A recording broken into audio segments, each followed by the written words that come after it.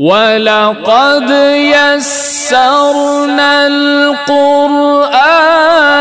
لِلذِّكْرِ فَهَلْ مِن مُدَّكِرٍ۔ موسیٰ علیہ السلام اللہ کے حکم سے جب اس پتھر پہ عصا مارتے، ایک دفعہ نہیں مارا، بار بار مارا، جب موسیٰ علیہ السلام پتھر پہ مارتے، اس کے 4 پہلو ہیں، ہر پہلو میں 3 چشمے پھوٹتے ہیں، اور 3 4 12 ہو گئے، 12 قبیلے ہیں، اور ہر قبیلے کے لیے ایک چشمہ، اور ہر قبیلے میں تقریباً 50,000 افراد ہیں، 6 لاکھ قوم ہے۔ عقل تو نہیں مانتی، خاص کر وہ عقل تو بالکل نہیں مانتی جس عقل میں ایمان یقین نہیں ہے، وہ کہتے ہیں کیسے ہو گیا،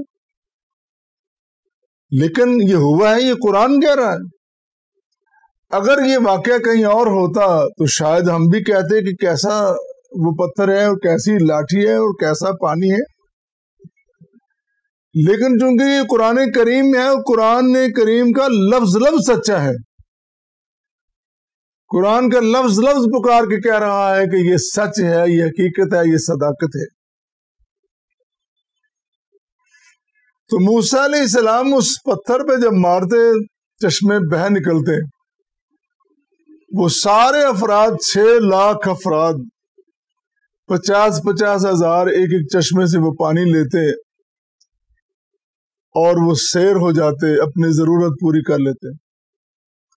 جب پانی زیادہ ہو جاتا، ضرورت پوری ہو جاتی، موسیٰ علیہ السلام پتھر مارتے، پانی رک جاتا۔ پتھر پہ عصا مارا، پانی نکل آیا، اور عصا مارا، پانی رک گیا۔ اور پھر چونکہ آپ کو یہ پتہ ہے کہ وہ قوم 40 سال اس میدان طی میں پھرتی رہی، بھٹکتی رہی، تو ساتھ ہی پتھر تھا، اور ساتھ ہی موسیٰ تھے، اور ساتھ ہی عصا تھا، اور جب ضرورت پڑی تب اس کو استعمال کیا اگر وہ نکلا۔ علامہ زمخشری نے بھی اس کی تائید میں روایتیں بیان کی ہیں کہ جب موسیٰ علیہ السلام پتھر پہ عصا مارتے تھے، پانی نکلتا تھا، اور حیران ہونے کی بات نہیں، یہ موسیٰ کی بات نہیں ہے، یہ عصا کی بات نہیں، یہ پتھر کی بات نہیں ہے، یہ تو کمال معجزہ ہے، یہ تو معجزے کا کمال ہے جو اللہ تعالیٰ نے عطا کیا۔ اب اگر ہم اس کو آگے بڑھے، اسی لفظ پہ غور کریں، ان 12 چشموں پہ، اور ان 12 چشموں کو عقل کے ترازو میں جب تولنا شروع کر دیں، پھر تو اور بہت ساری باتیں سمجھ میں نہیں آتی، اور بندہ حیران ہو کے بیٹھ جاتا ہے۔ قرآن کہتا ہے فن فجرت من حسنتا عشرت عینا قد علم کل اناس مشربہم۔ موسیٰ نے عصا مارا، چشمے پھوٹے، ہر قبیلے نے، ہر پلٹن نے، فوج کہہ لیں تو 50,000 کی پلٹن ہے، قبیلے کہہ لیں 12 قبیلے ہیں، اور ان 12 قبیلوں کا ایک ان کا چودھری سردار بھی بنایا ہوا ہے، مانیٹر بھی بنایا ہوا ہے، وہ اپنی اپنی جگہ پہچان، قد عالم کل اناس مشربہم، کوئی ابہام باقی نہیں رہتا، ہر بات واضح ہو جاتی ہے۔ لیکن بڑے بڑے دانشوروں نے، اور جب ایک خاص دور تھا جب ہمارے بر صغیر میں بہت ہی زیادہ عقل و دانش کا استعمال شروع ہوا یہ کہ یہاں پہ جہالت، خرافات، رسومات، بدعات بہت زیادہ تھی، تو خصوصی طور پر شاہ ولی اللہ کے دور میں قرآن کریم سے بطور خاص استفادہ شروع ہوا۔ پھر ان کی اولاد نے، ان کے مستفیدین نے، ان کے تلمیذان رشید نے، پھر اس خاندان، پھر آگے بہت ساری جماعت تیار ہوئی جو قرآن اور حدیث سے لوگوں کو متعارف کرواتی رہی۔ پھر یہ مسئلہ بھی پیدا ہوا، جب قرآن کی روشنی پھیلتی ہے تو پھر ظاہر ہے ابلیس کو بھی تکلیف ہوتی ہے اور اس سے متاثرین کو بھی بڑی تکلیف ہوتی ہے، اور پھر بڑے بڑے اہل علم، بڑے بڑے دانشور ان کا شکار ہو جاتے ہیں اور ان کو پتہ نہیں لگتا کہ ہم کس طرح شکار ہو جائیں۔ آج بھی آپ بڑے بڑے اہل عقل دیکھیں گے، بہت بڑی بڑی ڈگریاں ان کے پاس ہیں اور بڑا بڑا علم، ان کے علم کے انبار لگے ہوئے، بلکہ علم کے انبار کے نیچے وہ دبے ہوتے ہیں، خود دبے ہوتے ہیں، اپنے علم کے نیچے دبے ہوتے ہیں، وہ بڑی بڑی باتیں کرتے ہیں، رب کو نہیں مانتے، رسول کو نہیں مانتے، معجزات کو نہیں مانتے۔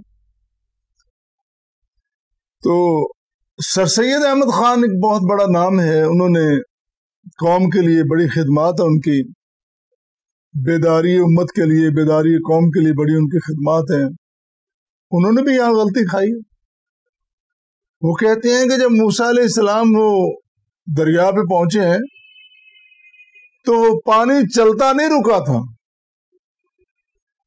یہ نہیں تھا کہ چلتے پانی میں موسیٰ نے عصا مارا اور رک گیا اور 12 سڑکیں، ایسا نہیں تھا۔ وہ یہ تھا کہ دریا جب چلتے ہیں تو ان کا مد و جزر ہوتا ہے، کبھی کبھی چلتے دریا خود رک جاتے ہیں، اور اس وقت وہ خود ہی رکا ہوا تھا، جزر تھا اس کا، اور وہ خشکی تھی اور وہ موسیٰ گزر گئے، اور پیچھے فرعون بھی تھا، جب گزرنے لگے تو وہ گزر گئے اور وہ قابو آ گیا۔ ایسی بات انہوں نے کی ہے، لیکن قرآن کی نص کے خلاف ہے۔ قرآن یہ کہہ رہا ہے فَاضْرِبْ بِعَصَاكَ الْبَحْرَ، اے موسیٰ دریا میں اپنا عصا ماریے، اس سمندر میں اپنا عصا ماریے۔ تب مارا نا جب رستہ نہیں تھا، اگر خشکی تھی تو پھر عصا مارنے کی ضرورت ہی کیا تھی؟ تو معاذ اللہ ایسی بات تو نہیں کی جا سکتی، اللہ بھی نہیں کر سکتا، اللہ کا رسول اور پیغمبر بھی ایسی بات نہیں کر سکتا جس کا وجود نہ ہو۔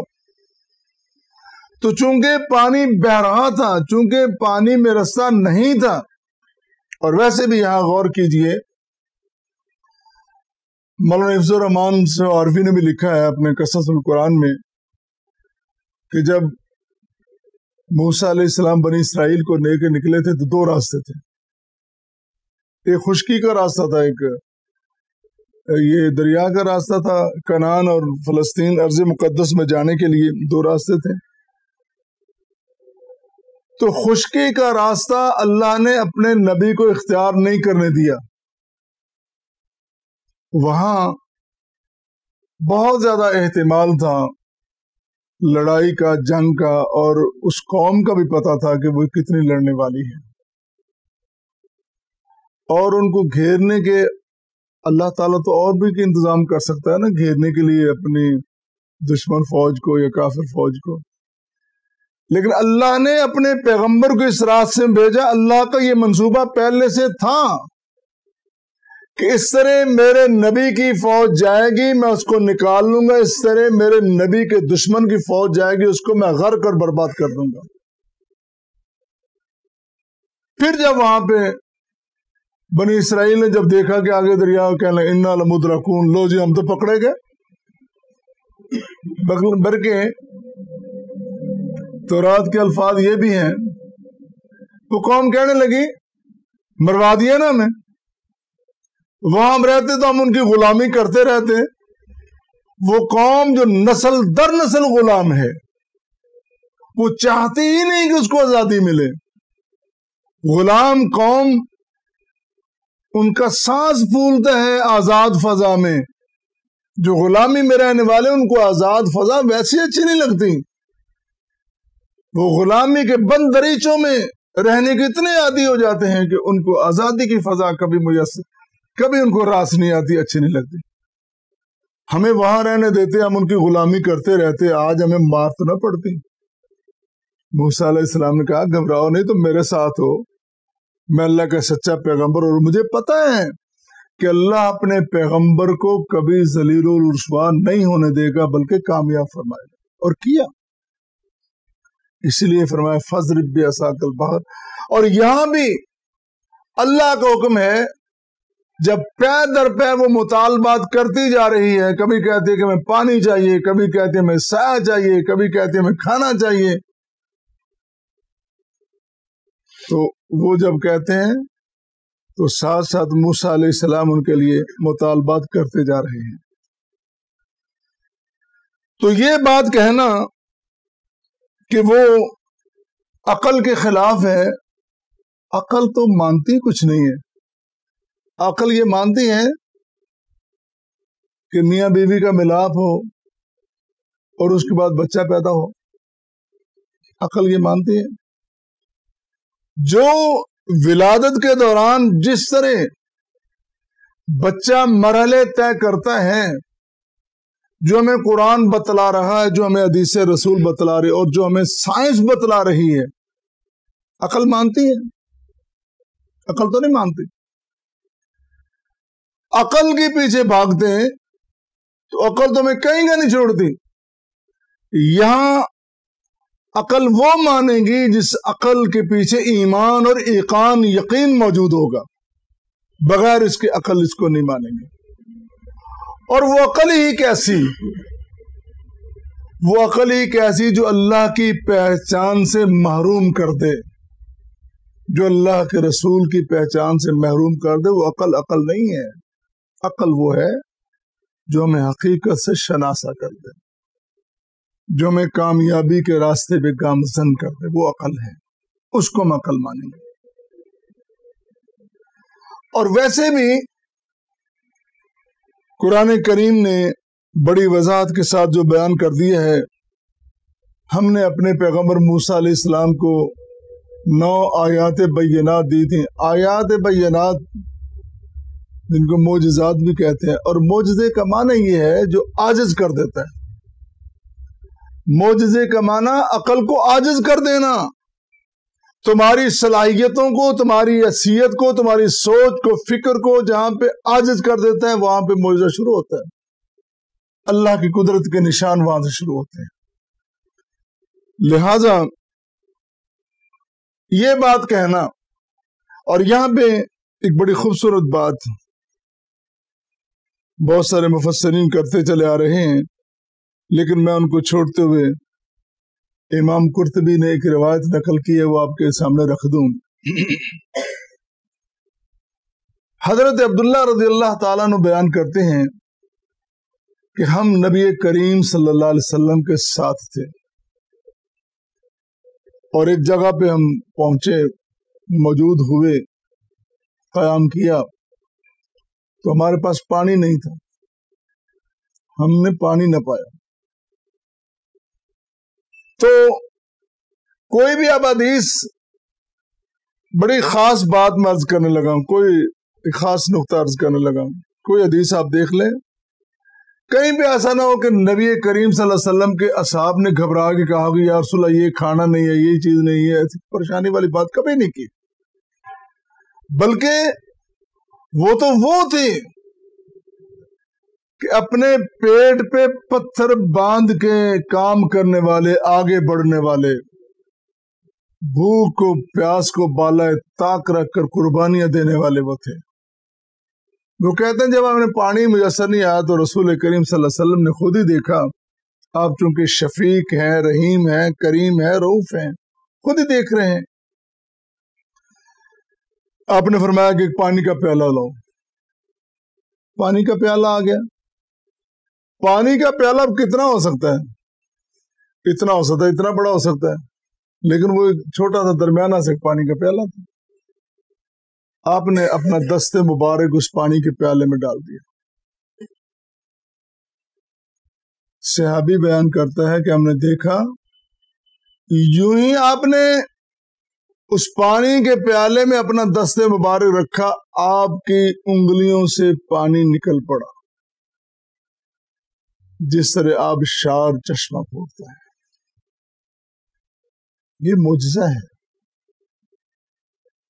یہ نبی کریم صلی اللہ علیہ وسلم کی انگلیوں سے اس پیالے میں پانی نکلنا، لوگوں کی پیاس کو بجھانا، یہ اللہ کی طرف سے معجزہ ہے. तमाम तर मोजज़ात, बल्कि आपका मेराज पे जाना अबू जहल की अकल नहीं मानती, सिद्दीक का ईमान मानता है। वो कहता है कि तेरी अकल के पीछे जाऊं तो बिल्कुल यकीन की बात नहीं है, लेकिन चूंकि तूने कहा कि मेरे पैगंबर ने फरमाया तो जो कुछ फरमाया सच फरमाया।